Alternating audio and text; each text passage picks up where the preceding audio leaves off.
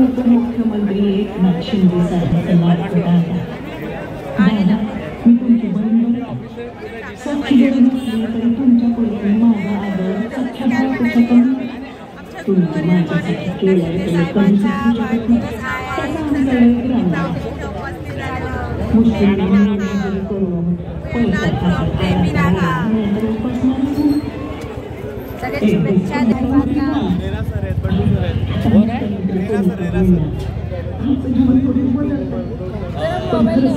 Call करायचं माझा mobile गाडीत राहिला.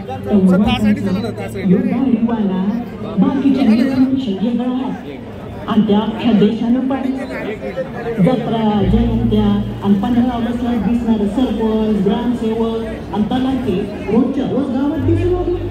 आमचं म्हणणं ते नीट ऐकून घेऊ लागलं. ते तुमच्यामुळे झालं बरं. कसं तुमचा धाक त्यास नीट काम करायला साहेब, तुमच्यामुळे संपूर्ण स्त्री जातीचा सुधार झाला. आपला लाडकी बहीण बनवून तुम्ही आमचं मायबाप झाला.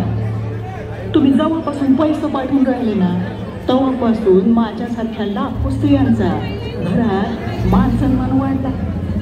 आम्ही बायका संसारातून वेळ काढून थोडं स्वतःसाठी जगू लागलो. जन्मदात्या मायबापानंतर तुम्हीच आम्हा बायकांचा इतका विचार केला बघा. एसटीचं तिकीट महिलांसाठी अर्ध केलं, त्यामुळे एसटीनं प्रवास करणं सोपं झालं बघा. तुम्ही आम्हा शेतकऱ्यांचं कर्ज माफ केलं, वरून पीक विमा पण उतरवला. गावात गॅस आल्यापासून दर महिन्याला सिलेंडर खरेदी करणं परवडत नव्हतं. तुम्ही मात्र तिथं पण आम्हा महिलांचा विचार करून वर्षाला 3 सिलेंडर मोफत दिलं. सणावाराला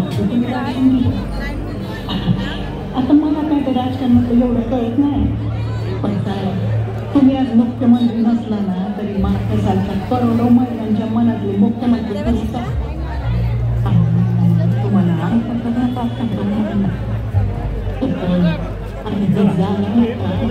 पोलीस नाही पण देव कसा असू शकतो हे या महाराष्ट्राच्या लक्षात एक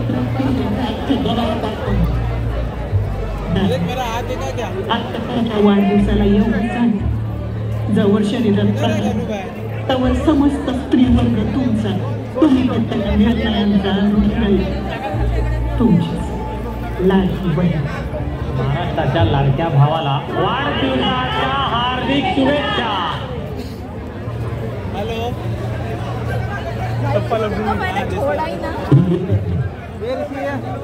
आज इतक्या वर्षांनी तुला पत्र लिहिण्याचं कारण म्हणजे माझा वारसा अगदी तळहाताच्या फोडाप्रमाणे तू जगतोस.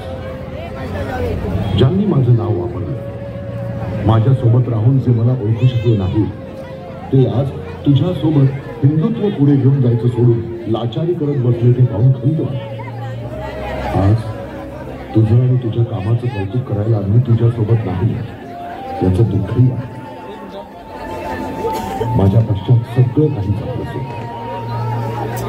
शिवसेना संघटना जिवंत ठेवण्यासाठी तुझी धडपड पाहून मन भरून बाळासाहेबांचे हिंदुत्वाचे विचार चुलीत होणाऱ्या बडव्यांना तूच धडा शिकवला. आज तुझं काम पाहून बाळासाहेबांनाही आनंद झाला. मुख्यमंत्री पदाच्या काळात तू घेतलेले निर्णय अजरामर झाले. नवजात बालकापासून ते वयोवृद्ध नागरिकांच्या हिताचे निर्णय तू घेतले. अनेक त्यांचे भविष्य की तू त्यांच्या सुखाचे कारण बनलास. हीच शिवसेना, हेच शिवसेनेचं कार्य जी सुरुवात मी केली ती फक्त आणि फक्त तूच बघ.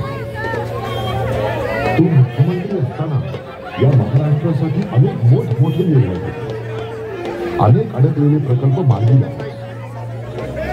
संपूर्ण ठाणे जिल्ह्यासाठी महत्वपूर्ण असणारं सिव्हिल हॉस्पिटल नव्याने उभं राहतं.